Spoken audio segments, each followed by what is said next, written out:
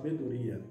Esta citação, prezados irmãos e irmãs, eu quis iniciar com ela hoje, esta homilia do 18º Domingo Comum, exatamente porque, com essa citação do Salmo Responsorial, nós temos aí o norte para a nossa reflexão diante daquilo que hoje a liturgia da palavra nos pede. Pois bem, uma vida que é vivida com o seu próprio fim, né? Sem o mínimo de centelha da fé, é consequentemente uma vida vazia de significado, vazia de sentido.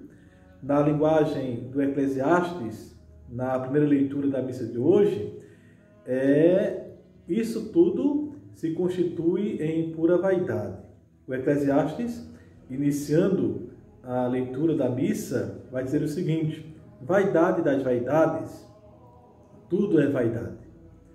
Diríamos, em linguagem mais acessível para nós, no nosso contexto, que uma vida infrutuosa, uma vida longe da fé, se constitui, na verdade, em uma verdadeira bolha de sabão, né? Em algum momento, ela vai explodir, exatamente porque ela é vazia, tá?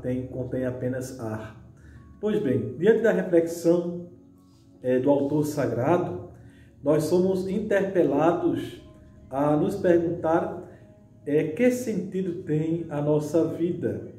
E, assim sendo, as leituras da missa de hoje, né, a primeira leitura, que está relacionada diretamente com o Evangelho, e a segunda leitura da Carta de São Paulo aos Colossenses, nos ajudam e nos convidam a pensar um pouco sobre a transitoriedade, né, da nossa existência aqui neste mundo. Ao mesmo tempo, deve causar-nos assombro perceber o quanto a humanidade desde o século XXI tem perdido a sua visão transcendental, sobretudo a respeito da realidade humana, do próprio ser humano.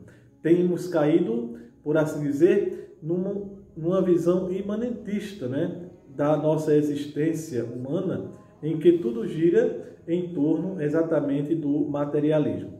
Isso, concretamente, a gente chama de ateísmo prático, né?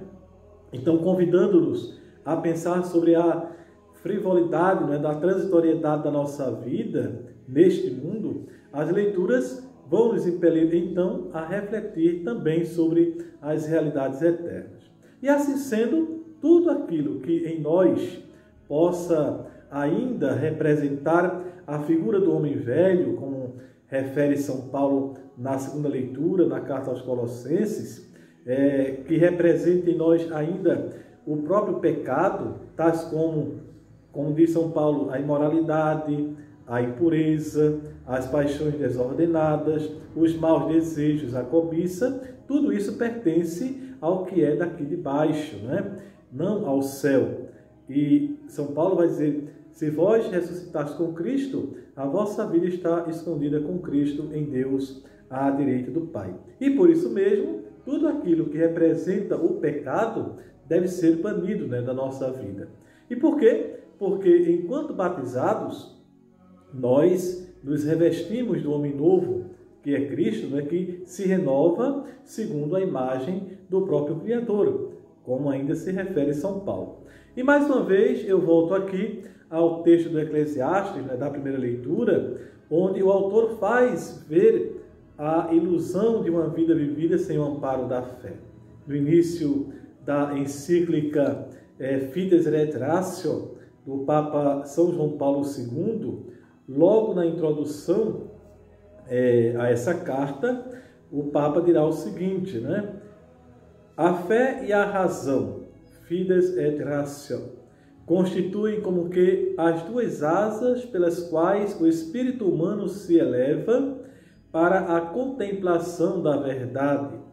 Foi Deus quem colocou no coração do homem o desejo de conhecer a verdade e, em última análise, de conhecer a Ele, para que, conhecendo-o e amando-o, possa chegar também à verdade plena sobre si próprio. Belíssimas palavras do Papa São João Paulo II, nessa encíclica que recomendo, né, diante de um tempo assim de tantos racionalismos, né, e negação da fé, que cada um de nós católicos pudéssemos ler este documento para nos situarmos melhor a respeito da importância dessas duas realidades em nós, né? A fé e a razão. Ora, nada visto em si mesmo, a partir da liturgia da palavra de hoje, está em condições, né, de dar um verdadeiro sentido à nossa vida. Mesmo o trabalho pelo qual nós conseguimos a nossa subsistência, mesmo a cultura mais profunda ou, por fim, até o sucesso merecido. Nada, absolutamente nada, desprovido da fé vai ter um sentido. Pelo contrário, vai levar à cegueira da razão. Dirá Nosso Senhor no Evangelho: louco, ainda esta noite pedirão de volta a tua vida, e para quem ficará o que acumulaste? E o Eclesiastes responderá, isso na primeira leitura: um homem que trabalhou com inteligência, competência e sucesso, vê-se obrigado a deixar tudo em herança a outro que em nada colaborou, né? Ou seja, um preguiçoso. E retoma então Nosso Senhor: assim acontece com quem junta tesouros para si mesmo, mas não é rico diante de Deus. Assim sendo, meus prezados, toda a vida na terra passa num instante, num piscar de olhos. Só Deus é eterno.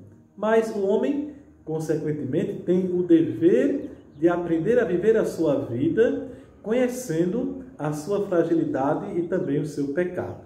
Portanto, dirá São Paulo na segunda leitura: se ressuscitastes com Cristo, esforçai-vos para alcançar as coisas do alto, onde está Cristo sentado à direita de Deus. Aspirai às coisas celestes e não às terrestres, pois vós morrestes, e a vossa vida está escondida com Cristo em Deus. São os 3 primeiros versículos da segunda leitura da missa de hoje.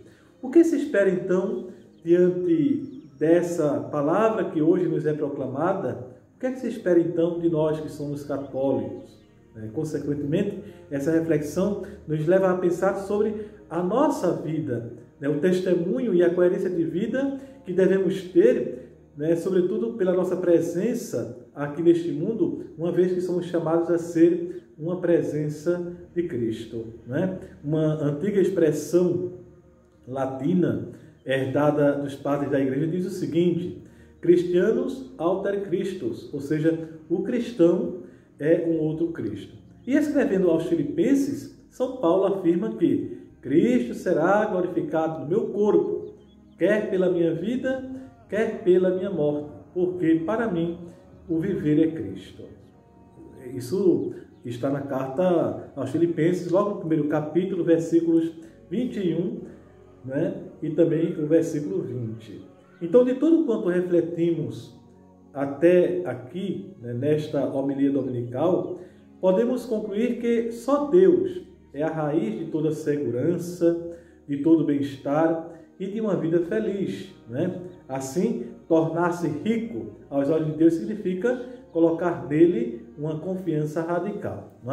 Então, que a Virgem Santíssima e São José nos concedam a graça de vivermos no hoje da nossa existência a intensidade da vida divina, a produzir em nós frutos de vida eterna.